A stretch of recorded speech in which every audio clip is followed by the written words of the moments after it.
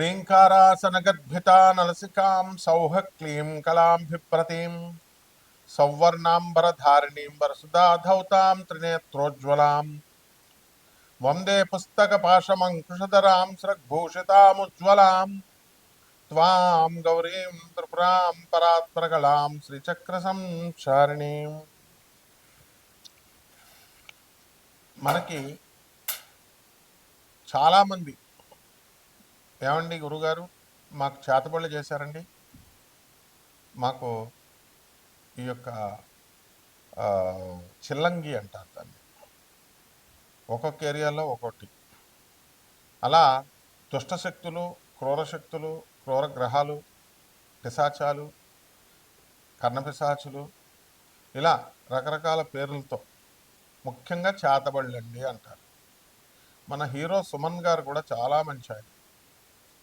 మరి అంత చదువుకున్న వ్యక్తి, మృదు వ్యక్తి, ఆయన ఒక టాప్ రేంజ్లోకి వెళ్ళినప్పుడు నాకు చేతబడులు చేయించారండి, అందువల్లనే నా కెరీర్ ఇంకా వెళ్ళాల్సిందే ఆగిపోయిందండి అని ఆయన ఇంటర్వ్యూలో చెప్పడం మనందరం కూడా చూస్తున్నాం. మరి మనకి హీరో సుమన్ గారు చాలా అంత గొప్ప పరిణతి చెందినటువంటి వ్యక్తి మరి అబద్ధాలు చెప్తారా? కాదు కదా.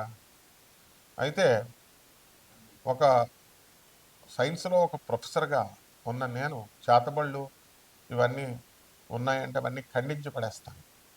అయినప్పటికీ కూడా చాలామంది ఏమండి మేము హాస్పిటల్లోకి వెళ్ళామండి, మరి అక్కడ చూపించుకుంటే అన్నీ నార్మల్ వచ్చినాయండి, అంతా మాకు అర్థం కావట్లేదండి అని చాలామంది చెప్తూ ఉంటారు. అయితే చేతబళ్ళ వల్ల మా జీవితం ఆగిపోయిందండి అంటారు. అసలు ఈ చేతబళ్ళు ఎవర్రా నాయనా చేస్తారు అంటే మా బంధువులేనండి, మాకు తెలుసున్నటువంటి పరివారమేనండి, మా మీద మా ఎదుగుదల చూసి ఆగిపోవడానికి చేయించారండి అంటారు. ఇటీవల మీరు కనుక చూసుకుంటే చిర్రావూరు గారు కూడా పాపం ఆయన కొన్ని లక్షల మంది ఫాలోవర్స్ ఉన్నారు. కాశీలో 21 మంది మంత్రగాళ్ళని పెట్టి శ్మశానంలో చేతబళ్ళు చేయించడానికి ప్రయత్నించారు అని చెప్పి మిగతా వాళ్ళంటే నేను దేవీపుత్రుడిని, అమ్మవారి పుత్రుడిని, నాకేమి అవన్నీ కూడా ఏం చెయ్యవు అని ఆయన కూడా చెప్పడం జరిగింది. అంటే మొత్తం మీద ఓవరాల్గా ఏంటంటే మనకి క్షుద్ర శక్తులు అంటే ఏంటంటే లోయర్ ఎనర్జీస్ అంటారు వీటిని. వాళ్ళు పూజించేటటువంటి దేవతలు ఏంటో మామూలు జనానికి తెలియదు. తెలియక కాళీ అమ్మవారు చేసేస్తుంది, లేదా చిన్న మస్తా అమ్మవారు చేసేస్తుంది, ఇట్లా వాళ్ళు ఇష్టం వచ్చినట్టుగా మాట్లాడుతూ ఉంటారు. ఈ దశమహావిద్యలు అనేటటువంటి అమ్మవార్లు తార, మహాకాళి, చిన్నమస్త, త్రిపుర భైరవి, తర్వాత బగళాముఖి, ఆ తర్వాత మనకి రాజశ్యామల, ధూమావతి, షోడసి అంటే లలితాదేవి, అలాగే మనకు భువనేశ్వరి అమ్మవారు, ఆ తర్వాత కమలాత్మక అమ్మవారు. వీటిల్లో ఇవి కాకుండా ఇంకో 2 దేవతలు ప్రత్యంగిర, వారాహి. ఇవి ఈ మధ్యకాలంలో ఒక 20 సంవత్సరాల నుంచి జనమందరికీ కూడా పబ్లిసిటీ అయినాయి. తెలియక అపోహతో వీళ్ళంతా కూడా చిన్నమస్తా చేసేస్తుందండి, బగళాముఖి ఇచ్చేసేస్తుంది. మహాకాళిని మా చిన్నప్పటి నుంచి అనేవారు. మహాకాళిని అడిగితే చేతబళ్ళ కూడా చేసేస్తారండి, ప్రత్యంగిర అయితే రివర్స్ చేసేస్తుందండి. ఇట్లా అనవసరమైనటువంటి అపోహలన్నీ కూడా దశమహావిద్యల్ని, ఈ యొక్క సప్తమాతృకల్ని అనడం జరిగింది. వారాహి, ప్రత్యంగిర అమ్మవార్లు వాళ్ళు అలా ఎన్నటికీ చేరు. ఆ అమ్మవార్లంతా కూడా గౌరీదేహ సముద్భవాం అన్నాం, అంటే గౌరీదేవి నుంచి పుట్టాడు. కాబట్టి వాళ్ళంతా కూడా సాక్షాత్తు పార్వతీదేవి ఆదిపరాశక్తి శివుడి యొక్క భార్య అయినటువంటి ఆ యొక్క గౌరీదేవి నుంచి పుట్టినాయి. కాబట్టి కనీసము గౌరీదేవి కూడా చాలామంది తెలియక ఏమండి ఈ అమ్మవారికి మేకలను కొయ్యాలండి, కోళ్ళను కొయ్యాలండి అని ఇలా మాట్లాడుతూ ఉంటారు. ఇవంతా కూడా సకారాత్మక శక్తి, సర్వమంగళాలని ప్రసాదించేటటువంటి జగజ్జననేటటువంటి పార్వతీదేవి ఎన్నడూ కూడా ఈ మాంసాలని, మధుమాంసాలని ముట్టుకోవు. అలాగే దశమహావిద్యలు కూడా అవి ముట్టుకోవు. కానీ తెలియక వీళ్ళంతా కూడా వామాచార పద్ధతి, కౌలాచార పద్ధతి అని చెప్తూ మటన్ పెట్టాలా, చికెన్ పెట్టాలా, మందు బాటలు పెట్టాలా, పంచమకారాలంటూ పిచ్చి పిచ్చివన్నీ కూడా చెప్పుకుంటూ వచ్చారు. అటువంటి చెప్పినటువంటి వాళ్ళంతా కూడా డౌన్ఫాల్ని మనం క్లియర్గా చూసాం మన కళ్ళ ముందే. ఈ 2-3 సంవత్సరాలను ఆ దేవాలయాల నుంచి వాళ్ళని గెంటివేయడం కూడా, పూజారులు అంత అవమానం కూడా వాళ్ళకి జరిగిందనమాట. ఇవన్నీ అవసరం లేదు వాళ్ళకి. మరి ఎవర్రా ఈ క్షుద్ర శక్తులు అంటే లోయర్ ఎనర్జీస్. మరి నేను చెప్పినటువంటి దశమహావిద్యలు, ఈ ప్రత్యంగిర వరాహి అమ్మవార్లు వీళ్ళంతా కూడా హైయర్ ఎనర్జీస్ అనమాట. సో మనకి మానవుడి ఎనర్జీ కంటే కూడా దిగువనున్నటువంటి ఎనర్జీస్ని లోయర్ ఎనర్జీస్ అంటారు. మనం మీడియం ఎనర్జీ మనం. సో మనము ఎప్పుడైతే ఈ కర్ణపిశాచి అనేటటువంటి యక్షిణి, ఆ అమ్మవారిని చాలామంది పూజ చేస్తారు. దానికి అసలు వాటి విధి విధానాలే తెలియదు ఎవరికి కూడా. వీళ్ళు ఏం చెప్తారంటే మూత్రం తాగాల, వాళ్ళ మూత్రాన్ని తినాలా, పిచ్చి పిచ్చివన్నీ చెప్తారు. అలాగే కొంతమంది ఈ క్షుద్ర శక్తులకి రక్తం అన్నాన్ని అడుగుద్ది, అమావాస్య రోజున అడుగుద్ది, అది అడిగినప్పుడు మీరు తెచ్చి పెట్టాలా, ఇలాంటి నాన్సెన్స్ అంతా చెప్తా ఉంటారు. మనకి చాలామంది ఈ యొక్క క్షుద్రశక్తి ఆరాధకుల్ని, అంటే అవన్నీ మినిమం మ్యాజిక్స్ అనమాట. ఇలా గాలిలో శివలింగాలు తీయడం, నోట్లో నుంచి శివలింగాలు తీయడం, విభూతి సృష్టించడం, అలాగే ఇలా లడ్డూలను సృష్టించడం, అన్నీ కూడా మామూలు జన విజ్ఞాన వేదిక వాళ్ళందరూ కూడా వాళ్ళు చేస్తూ ఉండేవారు. వీళ్ళు కూడా ఈజీగా ట్రిక్స్తో చేసేవారు. సో మయనార్ అనేటటువంటి ఒక ఊరుంది, అది గౌహతికి 80 కిలోమీటర్ల దూరంలో అస్సాంలో ఉంది. అక్కడ గ్రామం మొత్తం అంతా కూడా కుటీర పరిశ్రమలాగా ప్రతి ఒక్కళ్ళు కూడా చేతబళ్ళు చేయడము, విడిపించడము. ఆ ఊరే అసలు చేతబళ్ళ ఊరు అంటూ చెప్పుకోవడం వస్తున్నాం. అలాగే ఖరోలీ సర్కార్ అని చెప్పేసి చేతబళ్ళు తీసేస్తారని చెప్పేసి వీళ్ళంతా కూడా యూపీలో ఉన్నారని చెప్పి వెళ్ళడం. అలాగే వాళ్ళు కూడా చేతబళ్ళు పట్టిన వాళ్ళని జుట్లు పట్టుకొని లాగడం. ఇలా రకరకాలుగా ఎవరిష్టం వచ్చినట్టు వాళ్ళు చేస్తూ ఉంటారు. అసలు చేతబడి యొక్క లక్షణాలు ఎలా ఉంటాయంటే వాటి డెవలప్మెంట్ ఆగిపోతుంది. బాగా వ్యాపారంలో నెంబర్ 1గా ఎదిగిపోతున్నటువంటి వాళ్ళు సడన్గా అప్పుల పాలవడం, ఇతరుల చేత మోసగింపబడడం, అండ్ ఏదో ఒక విధమైనటువంటి భయంకరమైనటువంటి క్రానిక్ డిజీజ్ రావడం, ఆ డిజీజ్ సడన్గా క్యాన్సర్ వ్యాధి లాంటిది రావడం, ఆ వ్యాధుల ద్వారా మనం హాస్పిటల్కి వెళ్ళినా నార్మల్ ఉంది అని చెప్పడం వాళ్ళు, ఆ తర్వాత మనం టెస్ట్ చేసుకున్నా కూడా నార్మల్ ఉందండి అంటారు. సో ఈ రకంగా అసలు చేతబళ్ళు ఉన్నాయా లేవా, ఈ చేతబళ్ళు ప్రయోగాలు ఏమిటి, ఇవన్నీ కూడా మనము క్రమేపీ మనం తెలుసుకుందాం. వాటి ప్రభావాల వల్ల రాత్రులు పిశాచాలు కనబడడం, రక్తమాంసాలు కనబడడం, సౌండ్స్ వినబడడం, హాలుసినేషన్ లాగా, ఇన్ఫాక్చుయేషన్ లాగా ఉండడం, ఇవన్నీ జరుగుతున్నాయి. వీటిని కూడా 12 ద్వాదశ రాశుల మీద ఈ యొక్క సంవత్సరంలో 2026 సంవత్సరంలో ఈ చేతబళ్ళు చేసిన వాళ్ళ చేయబడినటువంటి వాళ్ళ డెవలప్మెంట్ ఎలా ఉంటుంది, వాళ్ళ డెవలప్మెంట్ ఆగిపోతుందా, ఈ వీడియోలో మనం తెలుసుకుందాం ఒక్కొక్క రాశి వారీగా. కన్యా రాశి.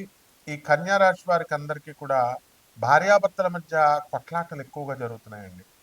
ఒకే ఇంట్లో ఉంటూ కూడా భార్యాభర్తలు మాట్లాడుకోకుండా వాట్సాప్తో ఒకళ్ళొకళ్ళు షార్ట్లు పంపించుకోవడము, ఆ తర్వాత మెసేజెస్ అనేటటువంటివి ఈ రకంగా కన్వే చేసుకోవడం అనేటటువంటిది జరుగుతుంది. ఆర్థికంగా ఈ 2026 సంవత్సరంలో గురుగ్రహం బ్రహ్మాండంగా ఉన్నప్పటికీ కూడా, ఆదాయాలు బాగా పెరిగినప్పటికీ కూడా ఖర్చులు అనేటటువంటివి చాలా అధికంగా చేసుకుంటున్నారు. గురుడు జూన్ 2, 2026 సంవత్సరం వరకు కేంద్రంలో ఉంటాడు. ఆ తర్వాత ఆ నుంచి లాభంలోకి వస్తాడు. కాబట్టి గురు బలము అధికంగా ఉండడం వల్ల మనకి జూన్ 2 తర్వాత 2026 సంవత్సరం నుంచి భార్యాభర్తల మధ్య గొడవలు, కొట్లాటలు, అపార్థాలు చేసుకోవడము, ఇలాంటివన్నీ కూడా తగ్గిపోవడానికి అవకాశాలు ఉంటాయి. ముఖ్యంగా ఈ యొక్క కన్యా రాశి వారికి అందరికీ కూడా షష్ఠస్థితిగతుడైనటువంటి రాహుగ్రహ ప్రభావం నవంబర్ 25 వరకు మీ శత్రువుల నుంచి మిమ్మల్ని రక్షిస్తూ వస్తుంది. అందువల్లనే చేతబళ్ళు బాధలు, ఈ చిల్లంగి బాధలు ఉన్నప్పటికీ కూడా మీరు ఈ యొక్క బాధలు అనేటటువంటివి కనిపించవు. ఆ తర్వాత నవంబర్ 25 దాటిన తర్వాత చూడండి, కావలిస్తే మీకు ఎదుగుదల ఆగిపోతుంది. ఏవో సమస్యలు పనులు ఆగిపోవడాలు ఇలాంటివన్నీ కూడా జరుగుతూ ఉంటాయి. అలాగే సప్తమ స్థితిగతుడైనటువంటి శనిగ్రహ ప్రభావం వలన మనకి ఏమవుతుందండి అంటే పనులన్నీ లేటుగా ఉండడము. మళ్ళీ భార్యాభర్తలు సప్తమ స్థానేషు శని కళత్రపుత్ర శత్రుత్వ కారణాయ నమః అన్నారు. దానివల్ల భార్యాభర్తల మధ్య కొట్లాట్లు, ఫైటింగ్లు ఇవన్నీ కూడా జరుగుతాయి. అండ్ ఎక్కువ లాభాలొస్తాయనేటటువంటి నమ్మకంతో వ్యాపారంలో మీరు బాగా పెట్టుబడులు పెట్టడము, అవి చెడ్డ persons, wrong person in right party, right man in the wrong party అన్న చందనాన మీరు చెడ్డవాళ్ళతో దోస్తానాలు చేయడము, ఆ తర్వాత దాని ప్రభావం వలన మీరు నష్టపోవడాలు ఇలాంటివన్నీ కూడా జరుగుతాయి. ముఖ్యంగా భర్తల తీసుకునేటటువంటి కొన్ని తెలివి తక్కువ నిర్ణయాల వల్ల, లేదా భార్య తీసుకునేటటువంటి కొన్ని మొండి తెలివి తక్కువ నిర్ణయాల వల్ల స్వయంగా భార్యాభర్తలిద్దరూ కూడా ఇతరులు పెద్ద మనుషులు చెప్పింది, పోలీస్ ఆఫీసర్లు చెప్పింది, లేకపోతే ఈ యొక్క జడ్జిలు చెప్పింది వినకుండా సొంత కవిత్వాలు చేసుకుని తమ జీవితాలను తామే పాడు చేసుకునేటటువంటి వాళ్ళు అవుతారు. కాబట్టి ఈ రకంగా ఈ యొక్క కన్యారాశి వారి పిల్లలు కూడా మొండిగా వీళ్ళు ఉండడం, తల్లిదండ్రులే సరిగ్గా లేనప్పుడు, మూలవృక్షాలు సరిగ్గా లేనప్పుడు ఈ యొక్క పిల్లలు కూడా గాడి తప్పడము ఇలాంటివన్నీ కూడా జరుగుతాయి.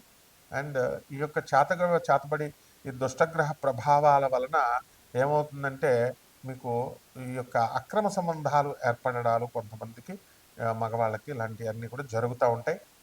నీచ స్త్రీ సంభోగము, నీచ స్త్రీల పరిచయాలు అనేటటువంటివి అందరూ కూడా వస్తారు.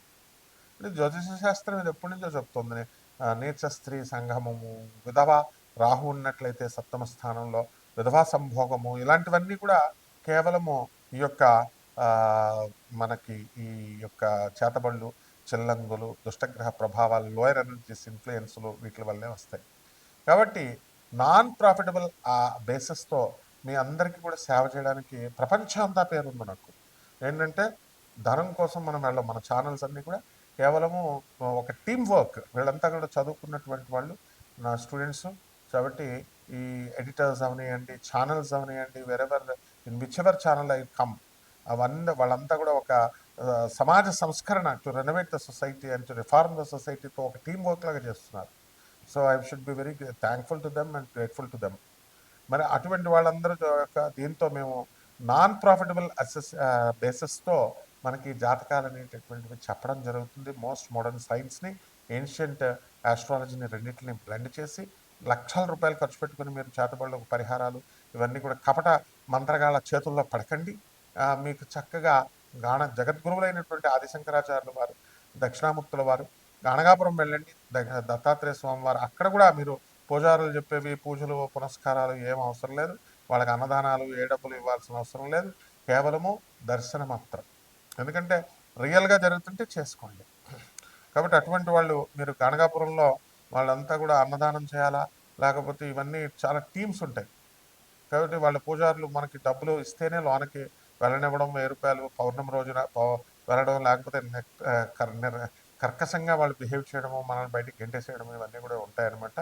సో దేవాలయం ఒకళ్ళ ప్రాపర్టీ కాదండి ఇది. అందువలన ఎండోమెంట్స్ డిపార్ట్మెంట్ కర్ణాటక కంప్లైంట్ చేయండి వాళ్ళు కనుక ఏమైనా పిచ్చి పిచ్చి వేషాలు వేస్తే.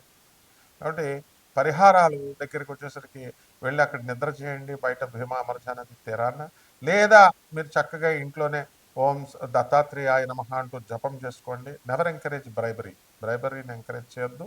కాబట్టి మంచి పనులు చేసుకోండి. పేదవారికి, అనాథ పిల్లలకి, తర్వాత వికలాంగులకి, సాధువులకి మీరు చక్కగా దానాలు చేసుకోండి. బ్రహ్మాండంగా దత్తాత్రేయ స్వాముల వారి జగద్గురువుల యొక్క కృపతో మీరు మంచిగా అయిపోతారు. శుభమస్తు.